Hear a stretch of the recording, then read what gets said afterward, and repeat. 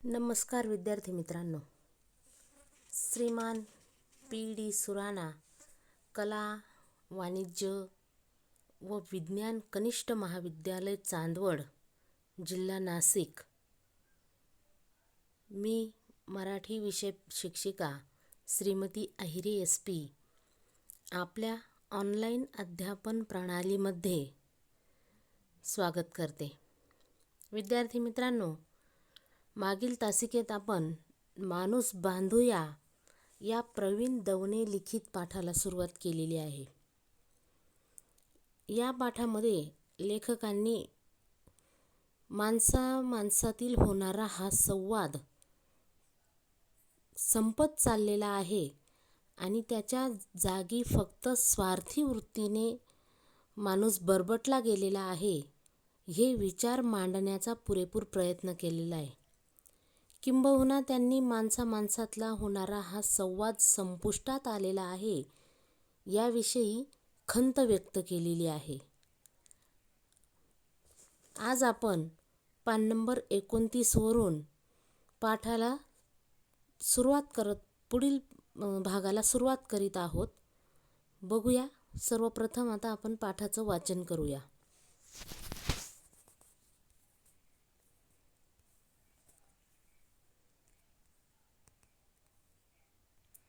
संवादाचं मूल्य तुडवणाऱ्या या काळात संवेदनांचे निरोप समारंभ साजरे होऊ लागले. घर, शाळा, मंदिरं ही समाजाची आशास्थानं होती. पण या काळात घर म्हणजे 4 घटकांचा निवारा. पुन्हा पोठार्थी आकाशात उडून उडून थकून भागल्यावर टेकायला एक लॉज, एवढंच काय ते घर उरलं. वडील 6-8 महिने दौऱ्यावर, घरात आले की सारखे फोनवर. आई कामावर, घरी आली की सिरियल बघण्यात मग्न. मुलं पळतायत या क्लासमधून त्या क्लासमध्ये प्रश्नपत्रिकांचे गठ्ठे सोडवत. संवाद कुठला? फी भरायला पैसे हवेत, हॉटेलमध्ये जाऊया, पुष्कळ दिवसात चायनीज खाल्लेलं नाही, गधड्या इतके पैसे ओतलेत तरीही 89%, न्यूयॉर्कची CD आणायची. हे किंवा या चेहऱ्याची वाक्य याला संवाद म्हणता येत नाही. आत्म्याची साद असते तोच संवाद, ती नसेल तर तो गोंगाटच.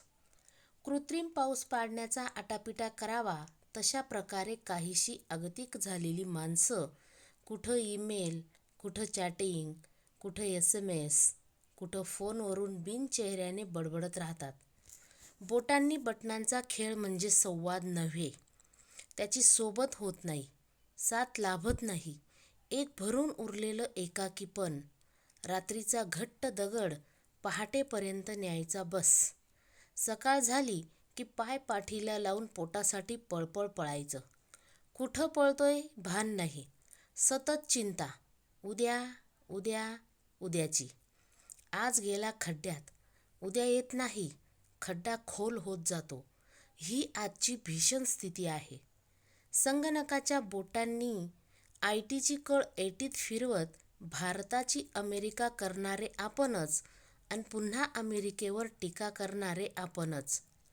लौकिक प्रगती करणाऱ्या विज्ञानाचं कोडकौतुक करताना अलौकिक चिरंतन आनंद देणाऱ्या या मातीच्या वारशाचं तेज लोपून कुठलं सुख मिळणार? मिळणार नाहीच. हेच त्रिवार सत्य आहे. मग खरं सुख ते कोणतं हेही कळण्यापासून आपण इतके दूर जाऊ की विनाश हाच विकास हा नव्या जगाचा मंत्र होईल. आता निव्वळ यंत्रसंवाद करून चालणार नाही. गरज आहे ती चिंतनाची. कुठं भरकटत निघालो आहोत हे कळण्यासाठी धावताना अंमळ थांबण्याची गरज आहे. जाणण्याची गरज आहे. आपल्याला संवादशून्य एकाकीपण नको आहे हे खरे आहे. पण आपणही कुणाला तरी संवाद न करता एकाकी पाडलं आहे, यामुळे अस्वस्थ होण्याची गरज आहे. संवाद नको होतो तोही स्वार्थासाठी आणि आता तो हवा आहे तोही स्वार्थासाठीच. ही लबाडी कायम ठेवली तर पुन्हा आणखी एक संवाद हवाय. या स्वार्थाचा मॉल उभा राहील इतकंच. संवादाची इतकी गरज माणसाला का आहे याचा शोध ह्या निमित्तानं घ्यायला हवा. मन हे प्रत्येक प्राण्याला आहेच, पण मनात सुखदुःखाची कंपनं निर्माण होऊन त्यातून नवनिर्मिती करण्याचं अनोखं दान फक्त मनुष्य प्राण्यालाच आहे. म्हणूनच मेंदूतून प्रकटणाऱ्या अनेक नैसर्गिक प्रेरणांपैकी एक नवनिर्मितीची प्रेरणा जी विचार करायला लावते, भूतकाळाशी धागा जोडते, भविष्याचं स्वप्न रंगवते, निजलेली ऊर्जा जागवून वर्तमान सुसह्य होण्यासाठी नवनव्या प्रयोगात गुंतते. माणूसपणाचं पोषण होण्यासाठी हवाय संवाद. संवाद हा माणूसपणाचा पायाभूत धर्म आहे. आज ह्या धर्मावर धर्मसंकट आल्यानं माणसं माणसासारखी वागत नाहीत असं दिसतं.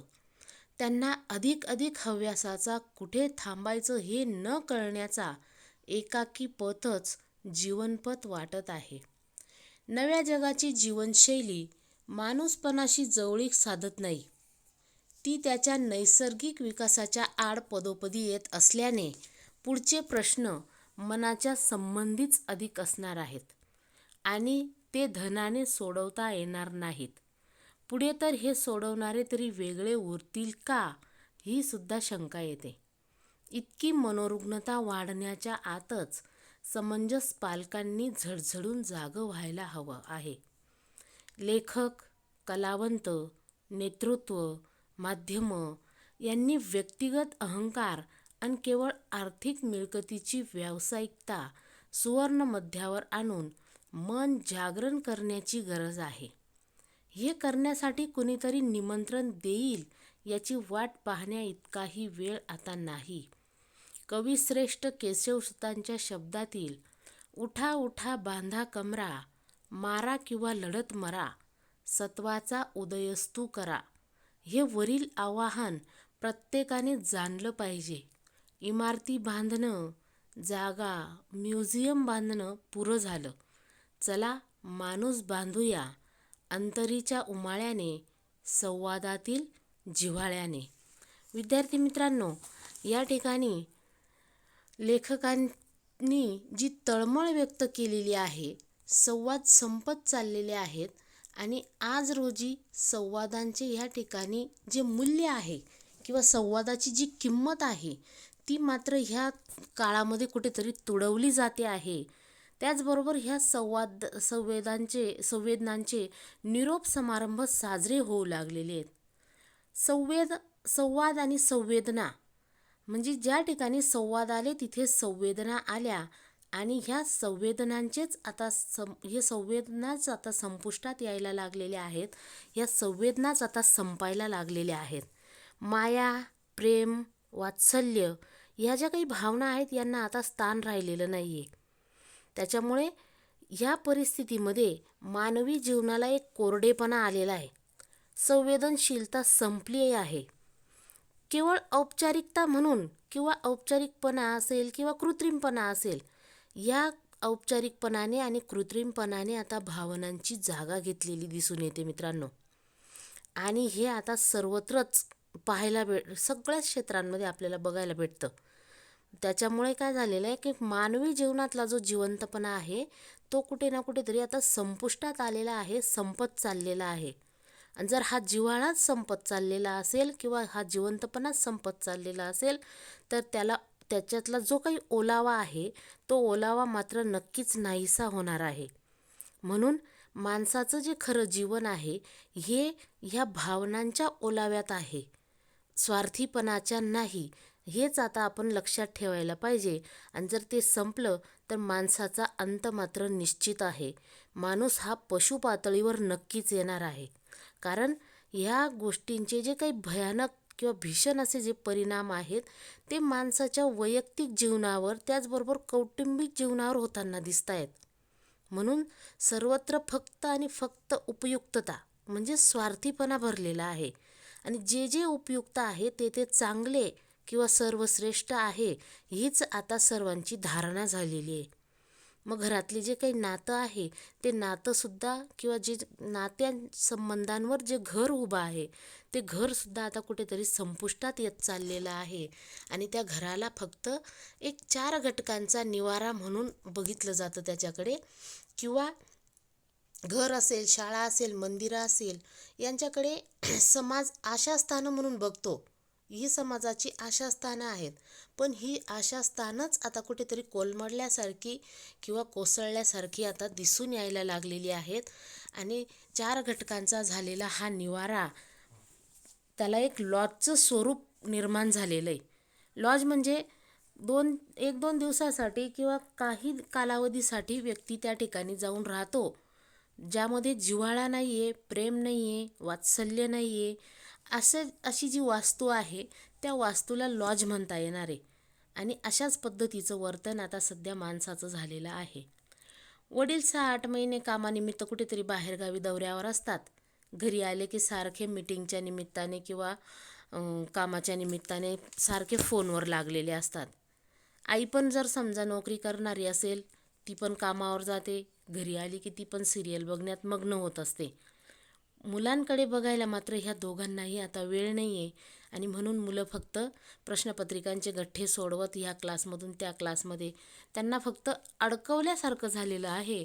आणि ह्या अडकवलेल्या अवस्थेत मुलं फक्त एका क्लासमधून दुसऱ्या क्लासमध्ये जातात आणि प्रश्नपत्रिका वगैरे सोडवत राहतात.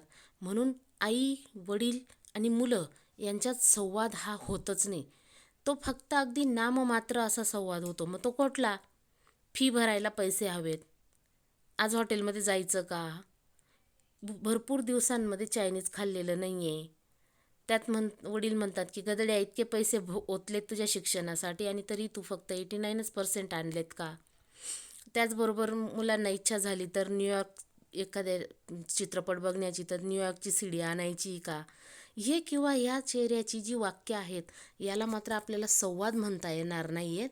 तर आत्म्याची जी साध असते, म्हणजे मनातून निघालेला आंतरिक जिव्हाळ्यातून निर्माण झालेले जे शब्द असतात त्याला आत्म्याची साध म्हटली जाते. आणि ही साध म्हणजेच संवाद. आणि तो जर नसेल तर तो फक्त एक गोंगाट किंवा एक गोंधळ अशी परिस्थिती त्या ठिकाणी निर्माण झालेली असते. कृत्रिम पाऊस पाडण्याचा जो आटापिटा केला जातो, ढग जमा झाल्यानंतर त्यामध्ये एक रासायनिक पदार्थांचा, द्रव पदार्थांचा फवारा मारला जातो आणि त्याच्यातून कृत्रिम पाऊस पाडला जातो. अगदी तशा पद्धतीची आजची जी माणसाची परिस्थिती आहे तशी झालेली आहे. त्या ठिकाणी ही जी माणसं अगतिक झालेली आहे ना, यांनी कुठेतरी फक्त ईमेलच्या माध्यमातून किंवा चॅटिंगच्या माध्यमातून, SMS च्या माध्यमातून किंवा फोनवरून, ज्या ठिकाणी समोरासमोर एकमेकांचा चेहरा न बघता फक्त बडबड केली जाते, एकमेकांच्या विचारांची देवाणघेवाण केली जाते, त्यालासुद्धा संवाद म्हणता येणार नाही. कारण तो फक्त बोटांनी बटनांचा केलेला एक खेळ आहे. तो संवाद होत नाही, त्याची सोबत होत नाही. आता संवाद करण्यासाठी, अनेक विषयांना फाटे फुटण्यासाठी खरं तर एक व्यक्ती आपल्या सोबत असणं खूप गरजेचं आहे. अनेक व्यक्ती असल्या तरी त्यामध्ये एक वेगळ्या अर्थाचा, वेगळ्या पद्धतीचा संवाद होऊ शकतो. मग ज्यामध्ये सोबत नाही, साथ लाभत नाही, फक्त एकाकी पण भरलेलं असतं. जशी एखादी काळी कुट्ट अशी घट्ट अंधाराची रात्र असेल आणि ती रात्र एखाद्या दगडासारखी आपल्याला जाणवते. मग ती रात्रे संपून पहाट केव्हा होईल, दिवस केव्हा येईल, ह्या विचारांमध्ये किंवा ह्या परिस्थितीमध्ये फक्त पहाटेची वाट बघत बसायची अशी परिस्थिती त्या ठिकाणी निर्माण झालेली असते. त्याला संवाद म्हणता येणार नाही. पुन्हा सकाळ झाली की पुन्हा पायपाठीला लावायचे आणि पोट भरण्यासाठी किंवा पोटाची खळगी भरण्यासाठी पुन्हा पळपळ करायचं. मग कुठे पळतं याचं भान नाही आहे बिलकुलसुद्धा. फक्त एक चिंता उद्याची, पण उद्या कधीही संपत नाही, उद्याला कधीही अंत नाही, हे मात्र माणसं आजकाल विसरत चाललेले आहेत. आणि आज रोजीचा जो काही आनंद उपभोगायचा आहे तो न उपभोगता आज आपला खड्ड्यात जातो आणि त्याच्यामुळे उद्या मात्र कधी येत नाही. आणि आजची चिंता न केल्यामुळे किंवा आजचा आनंद न उपभोगल्यामुळे हा खड्डा मात्र नक्कीच खोल होत जातो, जो कधीही भरून निघत नाही. आणि ही एक भयानक परिस्थिती झालेली आहे. फक्त संगणकावर, आता संगणकाच्या मार्फत विकास साधणं ही मानवाची एक काळाची गरज बनलेली आहे. तंत्रज्ञानाचा वापर करणं म्हणजे माणसाच्या जीवनात कुठे ना कुठेतरी प्रगती निर्माण करणं हे नक्की आहे. पण ह्या संगणकाच्या बोटांनी आय-टीची कळ आय-टीत फिरवत असतो आपण. पण ही फिरवत असताना भारताची अमेरिका आपणच केलेली आहे. आणि पुन्हा अमेरिकेच्या विचारांवर म्हणा किंवा अमेरिकेच्या प्रत्येक बाबीवर टीका करणारे सुद्धा आपणच आहोत. म्हणजे विकासाच्या नावावर होणारी बिभत्सता सुद्धा आपणच निर्माण केलेली आहे आणि त्या बिभत्सतेवर सुद्धा आपणच टीका करतोय. किती मोठी विटंबना ही. लौकिक प्रगती करणारे जे काही विज्ञानाचं कोडकौतुक केलं जातं, एक अलौकिक चिरंतन असा आनंद देणाऱ्या ह्या मातीचा एक वारसा जो लाभलेला आहे आपल्याला. 150 वर्ष इंग्रजांनी केलेलं राज्य आणि या राज्यानंतर त्या ठिकाणी अनेक क्रांतिवीरांनी आपले वेचलेले प्राण, त्याच्यातून ह्या संस्कृतीला म्हणजे या आपल्या भारतीय मातीला अनेक जाती धर्माचे लोक या ठिकाणी गुण्यागोविंदाने राहतात. सगळे एकमेकांच्या सण उत्सवात साजरे होतात आणि म्हणून भारताच्या ह्या मातीला एक विलक्षण वेगळी संस्कृती लाभलेली आहे, वेगळा वारसा लाभलेला आहे. तो वारसा मात्र आज रोजी कुठेतरी लोपत चाललेला आहे, संपत चाललेला आहे. त्याच्यातलं जे सुख आहे ते कधीही न मिळणारं होत चाललेलं आहे आणि ते मिळणारच नाही आहे, हेच मात्र त्रिवार सत्य आहे. काळ्या दगडावरची रेघ असल्याप्रमाणेच असलेलं हे सत्य. मग खरं सुख नेमकं कोणतं हे सुद्धा आता आपल्याला कळत नाही आहे, इतके आपण दूर गेलेले आहोत. आणि विनाश हाच विकास हा जो काही मंत्र आहे तो आजच्या ह्या मितीचा किंवा ह्या घडीचा बनून राहिलेला आहे. आता फक्त यंत्रसंवाद करून चालणार नाही आहे मित्रांनो, तर आपल्याला चिंतन करण्याची खूप गरज आहे. ह्या बिघडत चाललेल्या किंवा भीषण होत चाललेल्या परिस्थितीला सुधारण्यासाठी आपण काहीतरी प्रयत्न केले पाहिजे. मग आपण जे भरकटतो इकडे तिकडे, या भरकटण्याला कुठेतरी थांबण्याची गरज आहे. या भरकटीला कुठेतरी आपण पूर्णविराम देण्याची गरज आहे. आणि ही जर आपण पूर्णविराम दिला किंवा ही जी फरफट आपली होते, ही जी भटकंती आपली होते, ही जर आपण थांबवली तर जगण्याची गरज आपल्याला वाटेल आणि आपल्यातला जो संवाद शून्य किंवा एकाकीपणा जो काही आहे ना, तो सुद्धा या ठिकाणी कुठेतरी संपुष्टात येईल. जे नको आहे ते खरं आहे, पण आपणही कुणाला तरी संवाद न करता एकाकी पाडलेला आहे. आपण कुणाशी पटकन बोलत नाही, चर्चा करत नाही, एकमेकांशी विचारांची देवाणघेवाण करत नाही आणि त्याच्यामुळे आपण स्वतःही एकटे पडतोय आणि समोरच्या व्यक्तीला देखील आपण एकटं पाडतोय. मग हे एकाकीपण कुठेतरी संपुष्टात आलं पाहिजे आणि पुन्हा आपल्यातले संवाद व्हायला हवेत असं कुठेतरी लेखकांना वाटतं आणि त्याच्यामुळे आपल्याला आता अस्वस्थ होण्याची गरज आहे. कारण जेव्हा आपण अस्वस्थ होऊ किंवा जेव्हा आपल्या मनामध्ये विचारांचं वादळ निर्माण होईल तेव्हाच कुठेतरी आपण एकमेकांशी संवाद साधण्यासाठी उद्युक्त होऊ शकतो किंवा आपण एकमेकांशी संवाद साधू शकतो. मग आता या ठिकाणी संवाद नको होतो तोही स्वार्थासाठी आणि आता तो हवा आहे तो सुद्धा स्वार्थासाठी.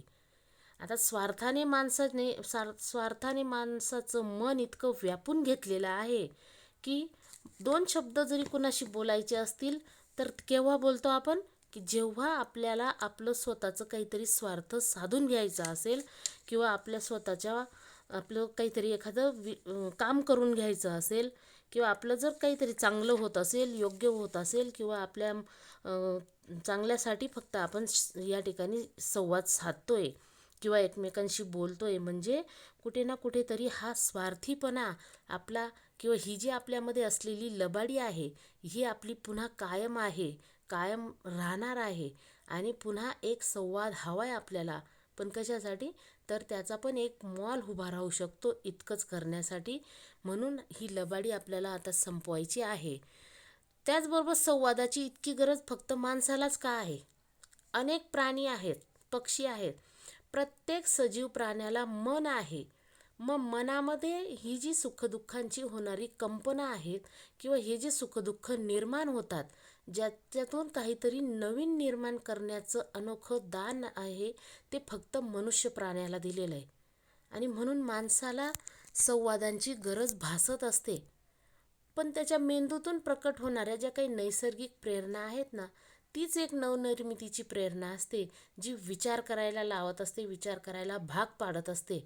आणि पुन्हा भूतकाळाशी म्हणजे मागच्या काळामध्ये नेमकं काय घडलं त्याच्याशी संवाद साधण्यासाठी आपल्याला पुन्हा ती तयार करत असते. किंवा किंवा आपल्या मनामध्ये ती कमीत कमी जागा तरी निर्माण करत असते. आता भविष्याचं स्वप्न रंगवायचं आपल्याला ती प्रेरणा देत असते. म्हणजे आपल्यामध्ये जर भविष्याचं स्वप्न रंगवायचं असेल तर आपल्याला त्या प्रेरणेची खूप गरज आहे.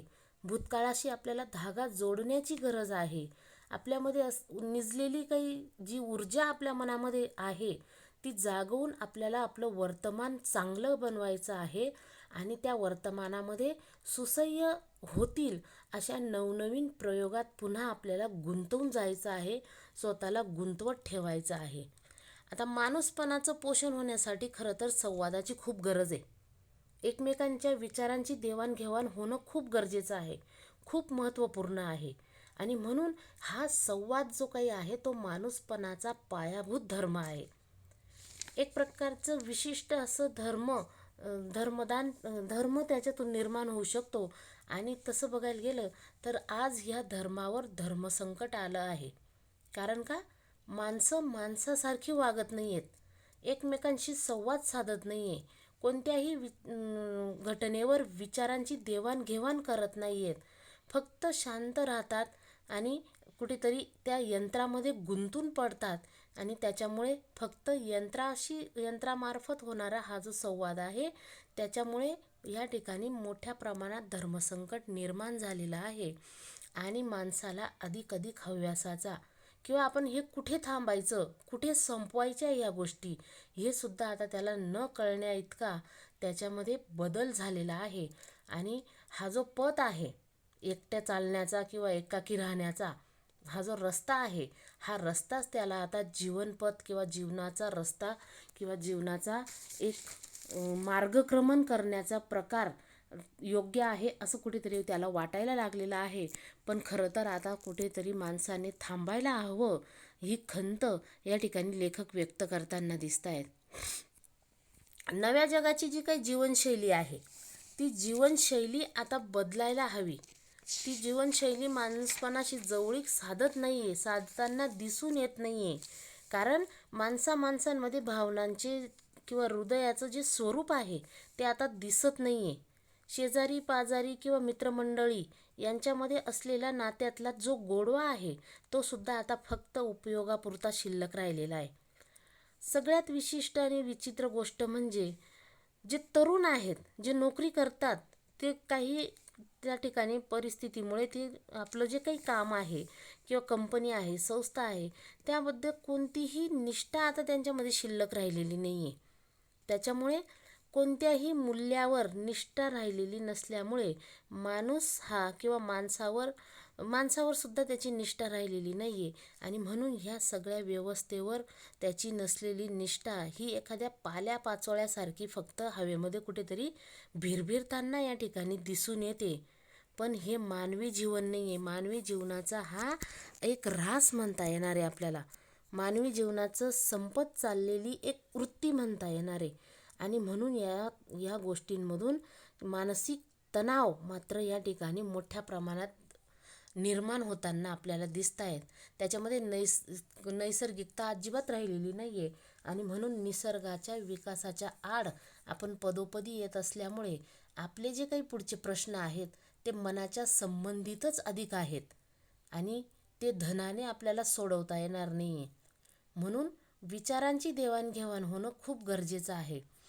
पुढे तरी हे सगळं करणारे किंवा म्हणजे येणारी जी पिढी आहे ती आणखी ह्या विचारांची देवाणघेवाण योग्य पद्धतीने करू शकेल का? आज जेवढे संवाद राहिलेले आहेत, जे कुठे ना कुठेतरी संपत चाललेले आहेत, तेवढे तरी शिल्लक राहतील का, तेवढे तरी उरतील का, अशी सुद्धा शंका या ठिकाणी लेखकांनी बोलून दाखवलेली आहे.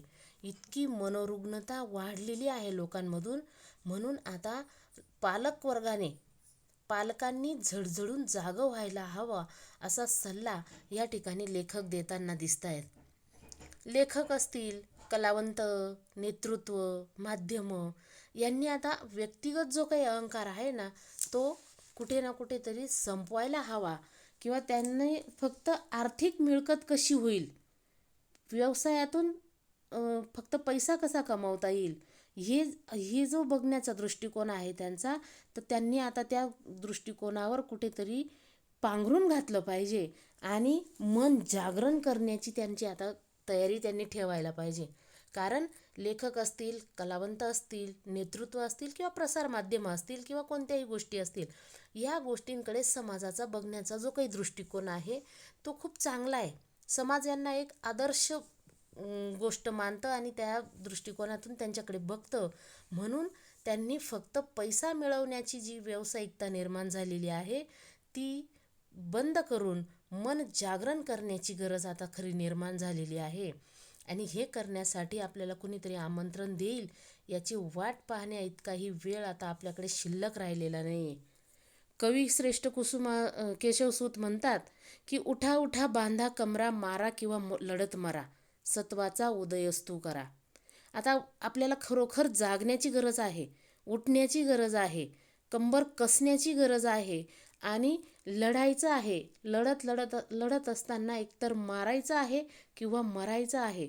पण सत्वाचा जो उदय आहे किंवा सत्वाचा जो सूर्य आहे तो सूर्यप्रकाश या ठिकाणी नक्कीच निर्माण करायचा आहे.